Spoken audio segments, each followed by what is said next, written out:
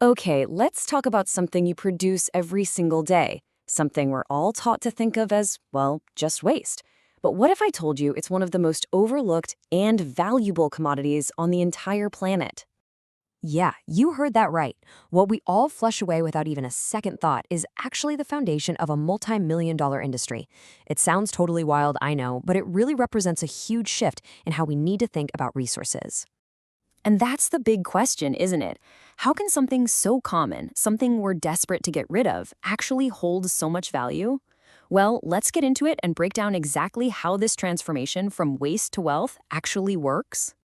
To get your head around the how, you first have to grasp the sheer scale of this stuff. We're not talking about small amounts here. This is a resource that's produced endlessly, reliably, and, universally by billions of us every single day.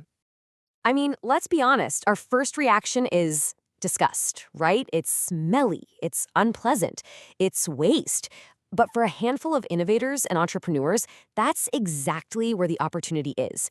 Where most of us just see a problem, they see a full-blown business plan. So this all requires a pretty fundamental change in perspective. We have to shift from this old mindset of just getting rid of it to one of recovering the resource. Let's take a look at what that change in thinking really truly means. The old view is simple. Human waste is a pricey sanitation problem we have to dispose of, period. But the new view?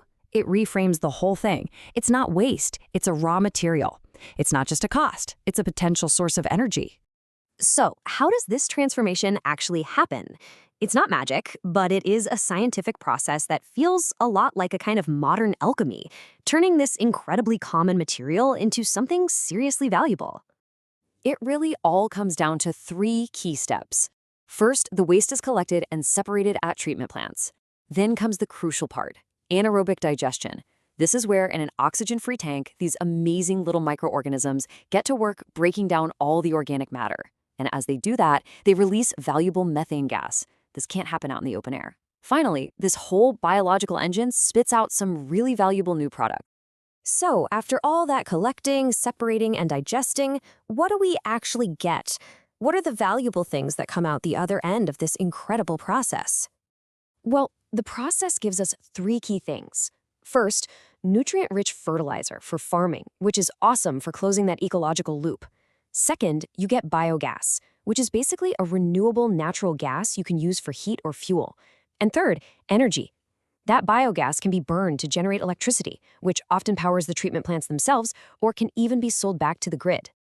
And of course, when you have valuable products like these, you're going to have a business pop up around it. This creates this thriving economic ecosystem. This isn't just some cool science experiment. It's a full-fledged industry. So who's actually in this business? It's this really interesting mix of public and private groups. On one side, you have these specialized sanitation companies that have the tech and know-how. And on the other, you have governments, cities, municipalities, who have a public need. They come together through these big waste management contracts, creating a really powerful partnership. But this story of turning waste into wealth, it's about way more than just sanitation.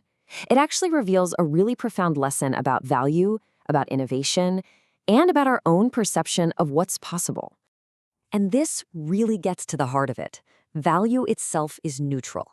It isn't inherently clean or dirty. It's just a byproduct of solving a problem. And the bigger and more universal that problem is, like, say, sanitation, the bigger the potential value is in solving it. It's that simple. Every single problem, no matter how unpleasant or overlooked, has the seed of an opportunity hidden inside it. The challenge of human waste literally created a new green energy industry. The two things are completely linked. And that leaves us with one final, pretty important question to think about. If something as universally gross as human waste can be turned into a source of value and energy, what other massive problems are we just flushing away, completely ignoring the opportunities hidden right there inside them?